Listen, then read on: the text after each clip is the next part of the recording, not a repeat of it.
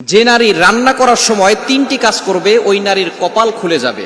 আল্লাহ পাক রব্বুল আলামিন ওই নারীকে সম্পদশালী বানিয়ে দিবেন। আল্লাহ পাক রব্বুল আলামিন ওই নারীর ঘরে বরকত নাজিল করবেন।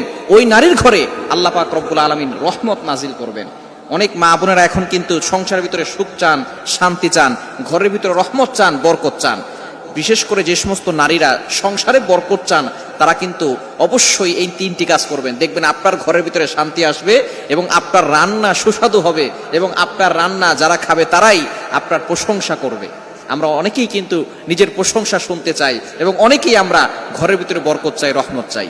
এজন্য আমরা এই তিনটি কাজ করব। নাম্বার ওয়ান, এক নাম্বার হচ্ছে আপনি যখনই রান্নাঘরে প্রবেশ করবেন তখন আপনি সালাম দিবেন। মনে রাখবেন রান্নাঘরে কিন্তু চুলা আছে।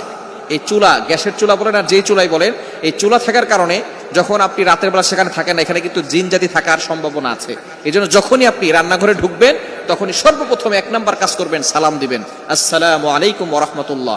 কেউ থাকুক আর না থাকুক, ঘরে যখনই প্রবেশ করবেন, যদি ঘরে কেউ নাও থাকে তারপরে সালাম দিবেন, কারণ ঘরের ভিতরে অনেক সময় শয়তান থাকে। আপনার সালাম দেওয়ার কারণে সেই শয়তান সেখান থেকে বের হয়ে যাবে। শয়তান আপনার ঘরের ভিতরে আর বসবাস করতে পারবে না, সেখান থেকে শয়তান বের হয়ে যাবে।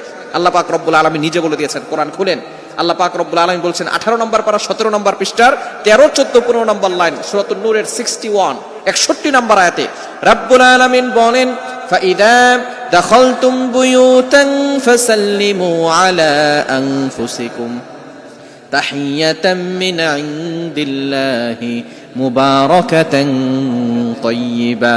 যেই ঘরে ঢোকার সময় কোনো ব্যক্তি যদি সালাম দেয়, আল্লাহ পাক রব্বুল আলামিন ওই ঘরের ভিতরে বরকত নাজিল করেন। আল্লাহ পাক রব্বুল আলামিন পবিত্র রিজিক সেখানে দান করেন। এজন্য এক নম্বরে নারীরা, মা বোনরা যারা রান্নাঘরে যাবেন সর্বপ্রথম সালাম দেওয়ার দরকার আছে না নাই? মা বোনদেরকে এটা শিখিয়ে